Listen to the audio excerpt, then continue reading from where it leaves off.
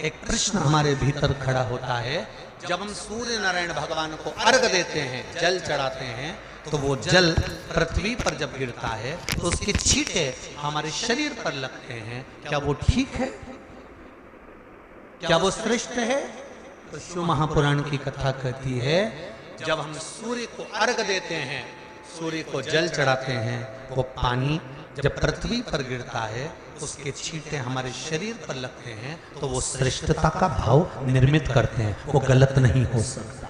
कारण अब वो भी समझ लीजिए।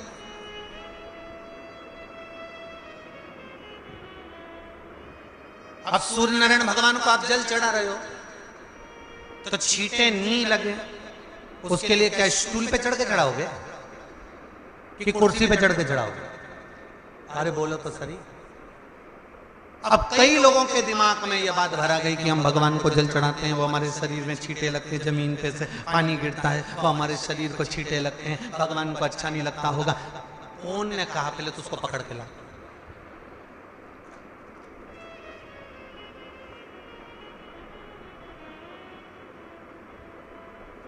क्योंकि मेरे राम जी महाराज, मेरे भगवान कृष्ण,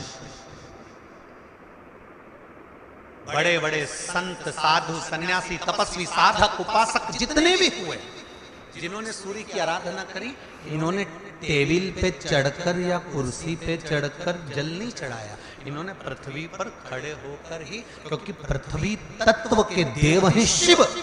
जब हम मृत्यु लोक पर खड़े होकर, पृथ्वी पर खड़े होकर भगवान शंकर का भाग पृथ्वी तत्व को धारण कर कर जल को हाथ में लेकर जब समर्पित करते हैं, और जो जल नीचे गिरता है वो शरीर पर अगर लगता है तो हमको उसका आशीर्वाद ही प्राप्त होता है, दोष नहीं लगता। पर लोगों ने इसको विपरीत कर दिया। कि कौन ने विपरीत करा?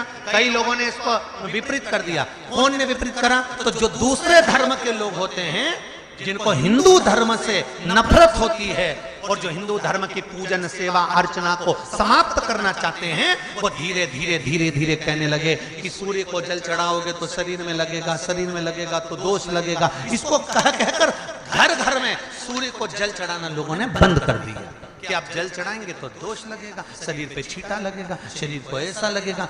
ये दोष नहीं। कितनी सुंदर बात है महाराज। सूर्य नारायण भगवान को जब जल चढ़ाया जाता है, हाथ सिर से 8 इंच की दूरी पर होना चाहिए। जम के बोलिए, सिर से कितना ऊंचा होना चाहिए?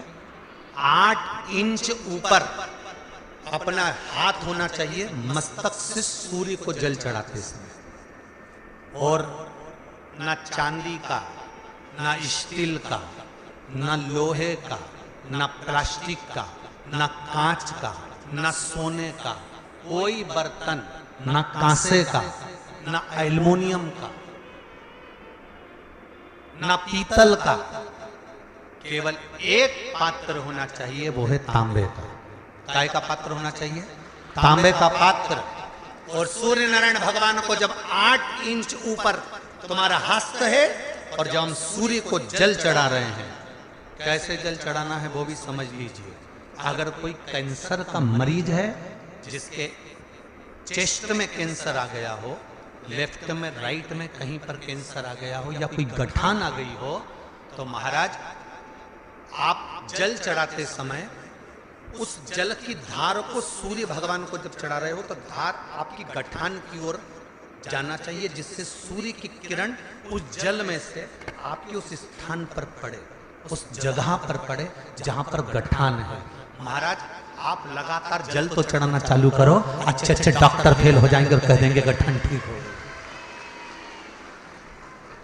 आपका लीवर और किडनी गड़बड़ कर रहा है, आप प्रतिदिन आपका स्वास्थ्य गड़बड़ रहता है, आप प्रतिदिन ये ज्योतिष शास्त्र के अंतर्गत, रत्न शास्त्र के अंतर्गत, ये रत्न शास्त्र, ज्योतिष शास्त्र, रंग शास्त्र जो हमारे यहाँ है, रंगों के हिसाब से ये जितने रत्न होते हैं, माणिक हुआ, सोना, मोती हुआ, नीलम हुआ, मूंगा हुआ, पुखराज हुआ, ये क्यों कहते हैं ये पीला है, ये सफेद है, ये नीला है, ये लाल है, इसको शरीर में क्यों पहनाते हैं? उसका कारण होता है कि जब शरीर में पहनते हैं सूर्य की किरण उसमें पड़ती है, हमारे शरीर पर वो कलर का इफेक्ट पड़ता है, उस कलर को शरीर पर लगता है, और शरीर पर लगता है तो हमारा शरीर धीरे धीरे, हमारी जो इंद्रियां हैं वो सही होने लगती हैं, काम सही होने लगता है। तो आप कहते